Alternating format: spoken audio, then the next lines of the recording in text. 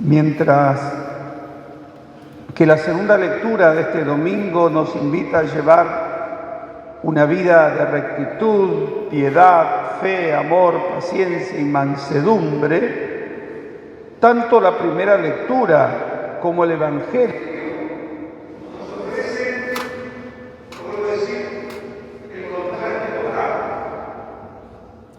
En esta lectura se muestra gente acostumbrada a solo fiestas, podemos decir, a la panda, ¿no? A gozarse la vida con pasión y con impulso, sin otro referente que su propio apetito de nuevas y más intensas experiencias y placeres. Lo decía la semana pasada, cuando inspirado, ¿no?, a la mañana, viendo el panorama en las calles, parece que por un lado los jóvenes se quieren vivir la vida en una noche. O sea, parece que no hay mañana, no hay futuro. Como también gente, ¿no?, que debería estar en su casa cuidando a su esposa, sus hijos, sus cosas. Parece que no hay otra vida. Entonces, o parece que el Señor, digo así, ¿no?, me anunció que voy a morir mañana, digo yo, y entonces me voy a vivir la vida. Pero la estamos viviendo de manera errada. Si el Señor me anuncia que voy a morir mañana, me vengo a la iglesia a rezar, me vengo a confesar, me pongo a reparar mis pecados, lo que debo. Esa tendría que ser nuestra actitud. La lógica del placer egoísta es sencilla. Podemos decir, te encierra en un hoy, gozar el hoy, pasarla bien ahora, no medir consecuencias para el futuro ni pararse a reflexionar en responsabilidades frente al pasado. Cuando no entendemos la realidad de la vida, cuando no conocemos el sentido de la vida, iba a decir, perdimos el sentido de la vida, me parece que no lo hemos tenido, no nos lo han enseñado.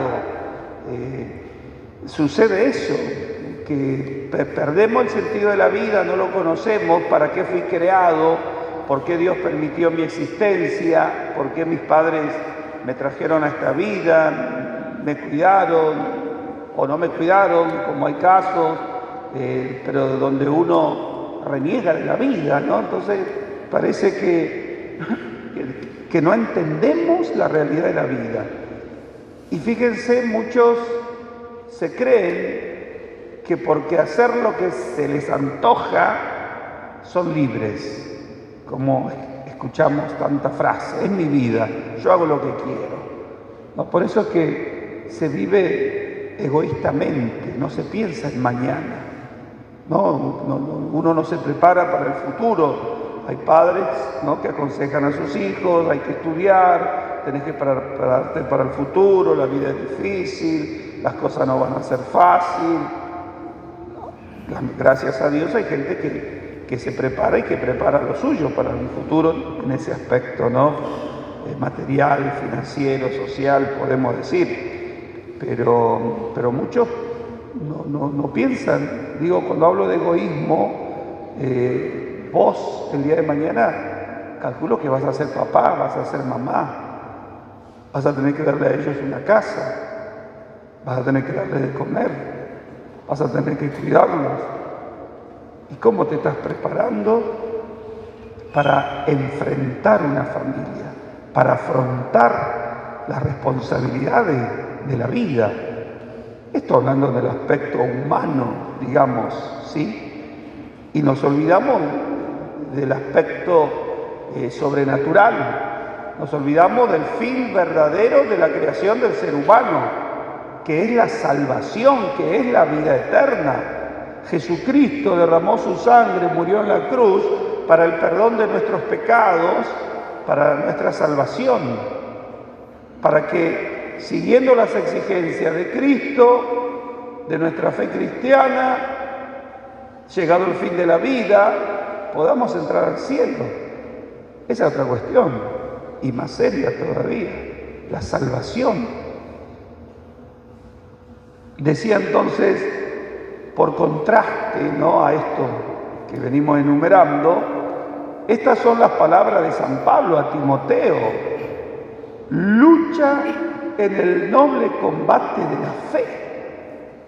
Por eso es importante la fe. Si no tuviéramos la fe, sería imposible sobrevivir en esta vida. Y fíjense la gran bendición de Dios para cada persona, cada hombre y cada mujer en este mundo, que cuando nos creó, dice San Agustín, existe en nosotros ese rastro, ¿no? Ese toque de Dios, esa presencia de Dios, que cuando somos bautizados, Dios infunde en nosotros de manera concreta la virtud de la fe, la esperanza y la caridad. Por eso es importante la fe, cuidarla, conservarla, cultivarla. Lucha el noble combate de la fe, conquistada la vida eterna a la que has sido llamado y de la que hiciste tan admirable profesión ante numerosos testigos. Tenemos que entender que la lógica del placer inmediato excluye la lucha porque implica rendirse a cada solicitación de los deseos carnales, mundanos. La solución solo puede ser despertar la capacidad de lucha, de desafío, de grandeza, de santidad. Trabajar espiritualmente para tener una voluntad decidida a vivir con exigencia la auténtica vida cristiana. Una voluntad abnegada que me ayude a tener esa voluntad decidida y una voluntad inquebrantable. Antes morir que pecar. Lo decía un niño de 15 años, San Domingo Sabio, y después todas, ¿no?, las palabras, reflexiones de Jacinta y Francisco de Fátima, de 8, 9, 10 años, dentro de lo que les revelaba la Virgen, los pensamientos, ¿sí?, que ellos tenían. No querían ofender a Jesús, no querían ofender a la Virgen, querían con sus dolores y sufrimientos, querían consolarlos. Y uno dice, no, yo voy a consolar a Jesús, yo quiero consolar a María. Tenemos que formarnos, tenemos que cultivarnos espiritualmente para enfrentar las tentaciones, las dificultades, las pruebas que ya fuimos advertidos por Jesús, que nos van a pasar. Entonces nadie diga, ¿por qué a mí? Porque soy pecador. La respuesta: preparémonos para esa lucha.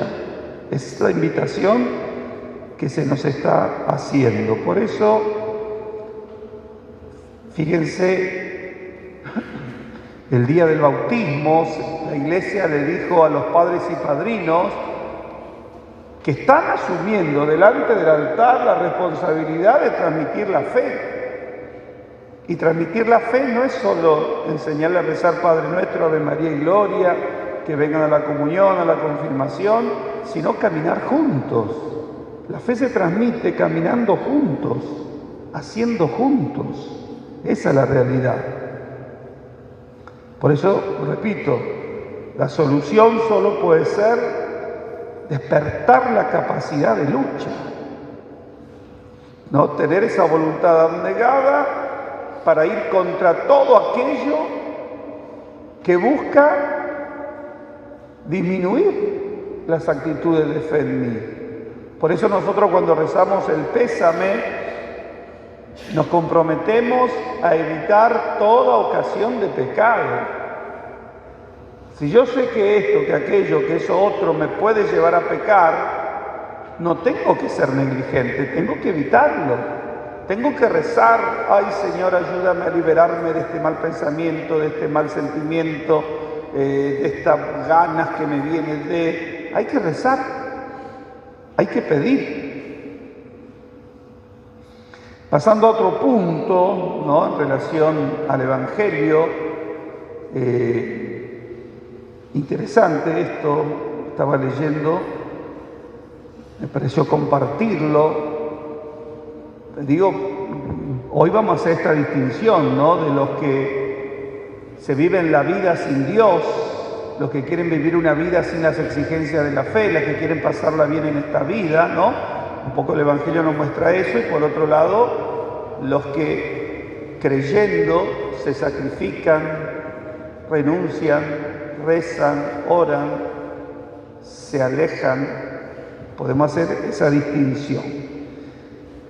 Y interesante, ¿no?, un comentario que estaba leyendo de un judío hablando de los rostros, ¿no? Un poquito las ideas, él decía, y un poquito eso trayéndolo al Evangelio de hoy, ¿no? Tengamos en cuenta que para el rico del Evangelio Lázaro no existía, era invisible. Lázaro para el rico era parte de un paisaje. Cuando andamos por la calle vemos situaciones. Una vez leí en un periódico, ¿no?, a un periodista que decía, delante de los males de las personas, una persona que puede estar sufriendo, como la parábola del hijo pródigo, del buen samaritano. Pasó el sacerdote, pasó el levita, pero como que no hay nada. Y hoy vivimos un poco en esa indiferencia del problema que tiene mi vecino, del problema que tiene hasta un familiar. Son parte de un paisaje. Era un fondo de escenario sobre el que el rico quería escribir su propia comedia de diversión sin límites y de poder sin amenazas. Era el poderoso este hombre. Lázaro no tenía entonces rostro para el rico, y así el rico podía ser feliz y seguramente sentirse bueno. Recuerden que cuando los buenos hacen obras buenas, los malos se enojan, porque la bondad del otro manifiesta mi maldad, la caridad del otro manifiesta mi egoísmo. Por eso nos enojamos. Por eso capaz que este hombre, viendo el sufrimiento de Lázaro, la bondad de Lázaro, lo ignoraba, porque no quería pensar en lo que a él le faltaba. Recuerden la historia del joven rico que quería salvarse, quería ir al cielo, pero Jesús le dice, te falta solo una cosa, desprenderte, sacar tu afecto de lo que tenés. Y eso es para todos nosotros. Si estoy agarrado a esto, agarrado a un sentimiento, a un rencor, a lo que me hicieron, voy a estar siempre sufriendo. Hay que liberarse, hay que soltarse. Como dice el dicho,